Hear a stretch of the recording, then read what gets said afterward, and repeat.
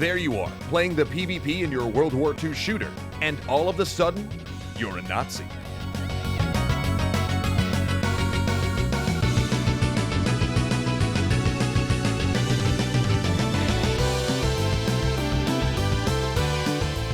You didn't ask for this. You didn't choose this. Yet there it is. And it's treated no differently than playing a British soldier.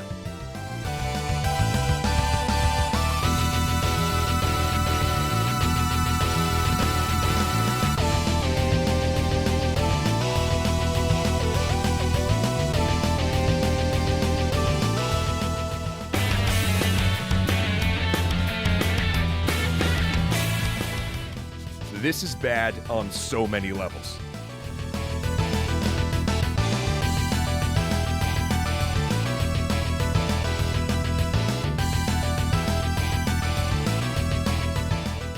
No one should ever have a random chance of fighting for the Nazis, and we should never express that there's no meaningful difference between Nazis and Allied soldiers, or that they're functionally interchangeable. And before anyone equivocates and says not all German soldiers in World War II were Nazis, if they were wearing the swastika and are functioning as an arm of the Nazi government, then unless the game goes out of its way to tell you specifically that your particular character is not a Nazi, then they're a Nazi.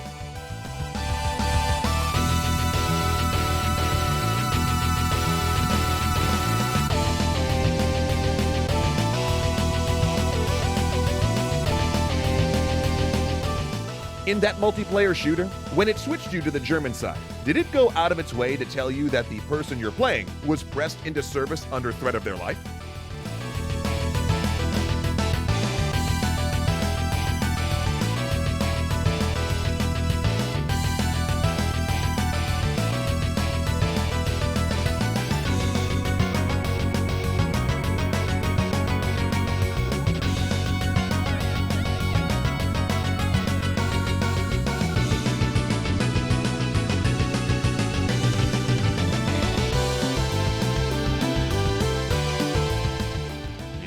That's a big old nope.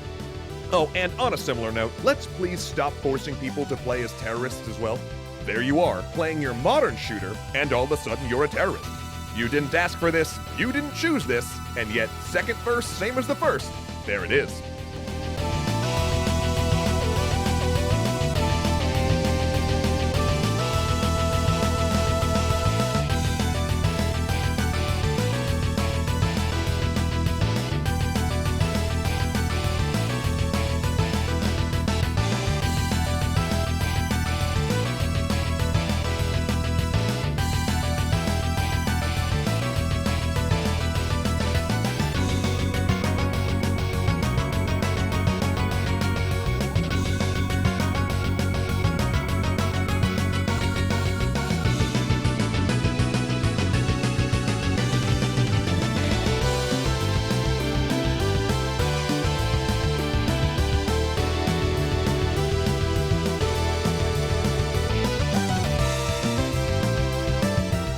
I mean, that's literally the name of your side in the game.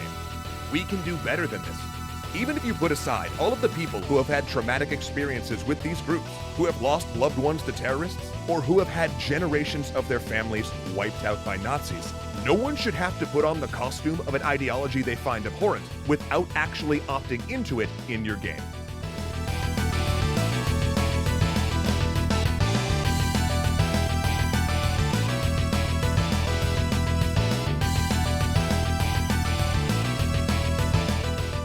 And by making people do so, we get them to stop thinking about it, to stop thinking of the meaning behind these things. We normalize them.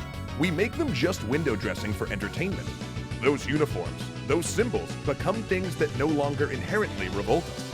They reduce our visceral reaction to seeing the embodiment of these ideologies.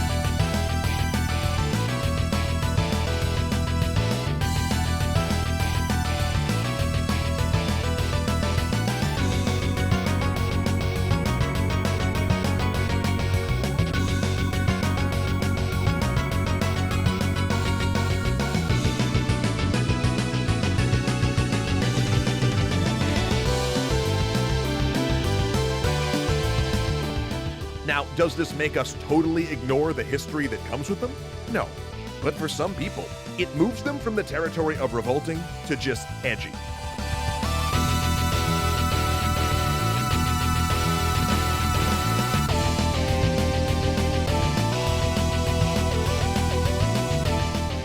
It makes scrawling a swastika on something change from unthinkable to just dangerous.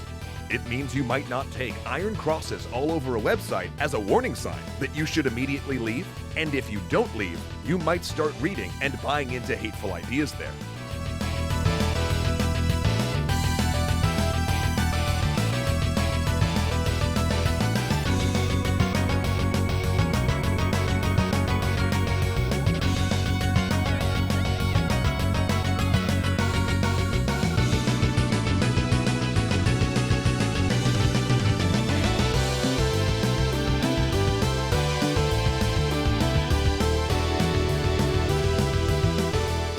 It seems like such a small and simple thing, but it's things like this that erode our safeguards against dangers we sacrifice so much to fight. By the time you've played 100 hours of being a Nazi, their voice stabs become memes and in-jokes with your friends. By the 1000th time you respawned as a terrorist, you're either celebrating them or making fun of them, neither of which helps the global crisis we have that takes thousands of lives every year. So what do? That's easy. Don't make them morally equivalent.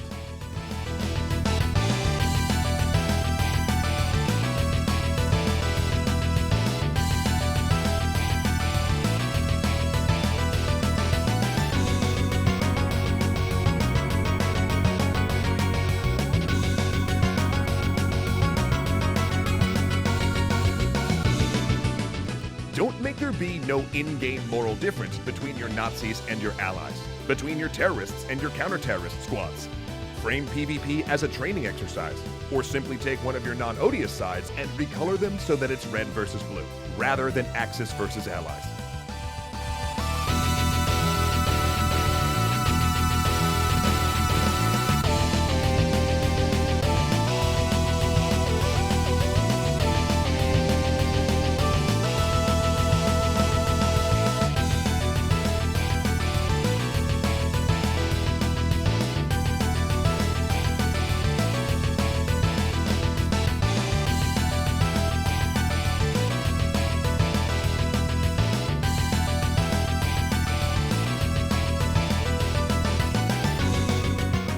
A good example of a game that does this is Rainbow Six Siege. All of your bomb diffusion and hostage rescue multiplayer with no normalizing terrorists.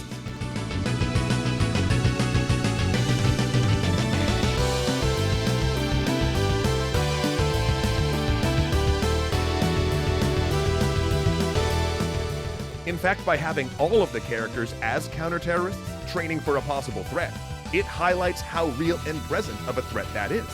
And if you decide that you need to have both sides be playable, don't make them interchangeable. Don't have players randomly spawn in as one or the other. Allow players to choose which side they're on. Now, of course, this has all sorts of in-game problems, such as creating shorter wait times for fascists, but you know what? Those wait times could be artificially extended if it meant players had an active choice in what teams they would represent if you're saying we need people playing Nazis in our games.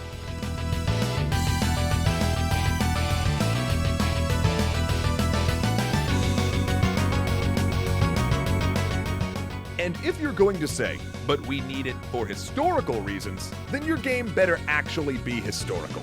You can't really just hide behind the fact you called your desert map El Alamein and say, but it's historical. If that were the case, you need your PvP to at least represent real historical events and be a realistic take on those battles. Once you make both sides balanced, it's also no longer historical. And you can't really say that you need Nazis anymore for historical accuracy.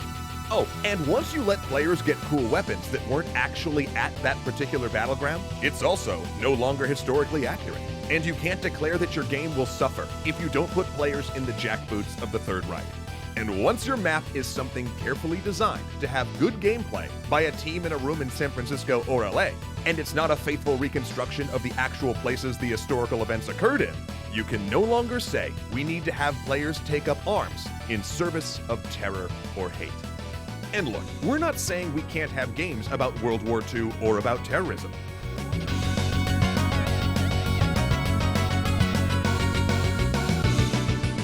We're not even saying we shouldn't make games where you play as a Nazi or a terrorist. But what we are saying is that the fact that you're playing as a Nazi or a terrorist in a game has to mean something.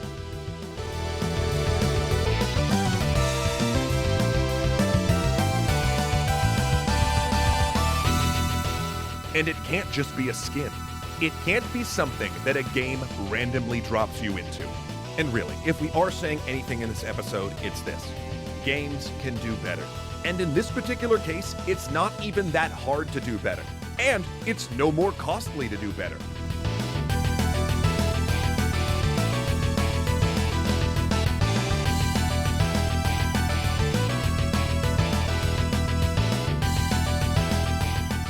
All it requires is that we in the game industry be cognizant of the world around us and what these symbols we're drawing on mean. That we think as we're building, not just about the game we're working on, but about the world as a whole.